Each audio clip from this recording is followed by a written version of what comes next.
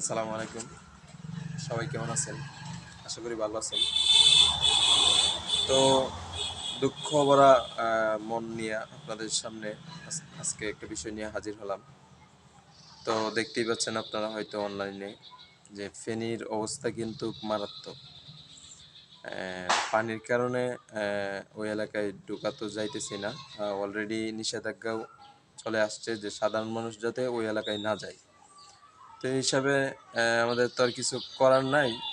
তবে এটা বলতে হয় যে ২ দিন পরে পরে আমাদের উপর যারা নাকি এইভাবে অত্যাচার করতেছে, স্বৈরাচারী আগেও যারা নাকি করেছিল তাদেরও পতন হয়েছে ইনশাল্লাহ। এখন যারা নাকি আমাদের উপর এইভাবে অত্যাচার করতেছে হঠাৎ করে, ইনশাল্লাহ তাদেরও একদিন পতন হবে। এটা আহ, বলা এখনকার পরিস্থিতি দেখে বলা যাইতেছে। তো ইনশাল্লাহ অনেকে দেখলাম যে বাংলাদেশ থেকে পোস্ট করতেছেন বিভিন্ন ধরনের প্রবাসী ভাইয়েরাও যে বাত তৈরি করার জন্য। তো আমিও যেটা বলবো কি, যে আমরা আমরা আমাদের দেশের আহ, জন্য, আমাদের দেশের পরিস্থিতি ভালো রাখার জন্য আমাদেরকেও একটা বাঁধ তৈরি করা দরকার তাদের পাশে। আর না হলে ২ দিন পরে পরে আমাদের এই এলাকার মধ্যে পানি ছেড়ে দিবে আর বাংলাদেশ একটা দুর্যোগে ভুগবে। এটা আমাদের দেখতে খুবই কষ্ট লাগে। আজকে ফেনীর মানুষ খুবই, ফেনী শহর বিভিন্ন এলাকার মানুষ খুবই কষ্টে আছে। ঘরহারা, কারো সন্তান হারা, অনেক মানুষ মারা গেছে।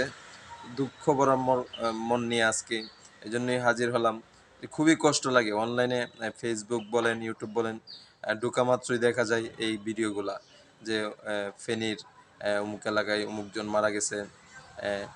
আরও কিছু ভিডিও দেখে অত্যন্ত খারাপ লাগলো, যেটা নাকি মানুষের একতলা, ২ তলা এবং টিন সেটের উপরে পানি উঠে গেছে। এত পানি হয়েছে, কোনো সময় এরকম হয় নাই। তো সবাই দোয়া করবেন তাদের জন্যে। আল্লাহর নিয়ামত পানি আল্লাহ যাতে আসমানে উঠায় নেয় এবং তাদেরকে কুদরতিভাবে হেফাজত করেন।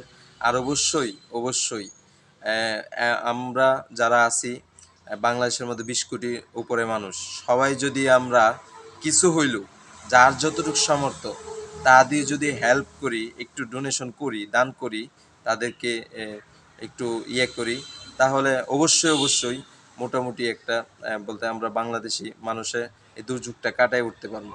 তো সকলের আশাবাদী ব্যক্ত করে যে সবাই ডোনেশন করবেন। আমি অবশ্যই একটা কমেন্ট বক্সের লিঙ্ক দিয়ে দিব, আসুন্না ফাউন্ডেশন, যেটা নাকি আহমদুল্লাহ হুজুরের নিয়ন্ত্রণ করে।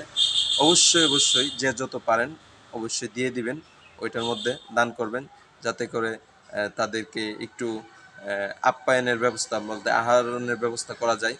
তো সর্বশেষ দোয়া কামনা করে আল্লাহর কাছে সবাই দোয়া করবেন, আল্লাহ যাতে এই গজব থেকে বাংলাদেশ তথা পুরো বিশ্বকে হেফাজত করেন। আমিন। সকলের সুস্থতা কামনা করে আজকের মতো এখান থেকে বিদায় নিচ্ছি। আসসালামু আলাইকুম। দেখা হবে অন্য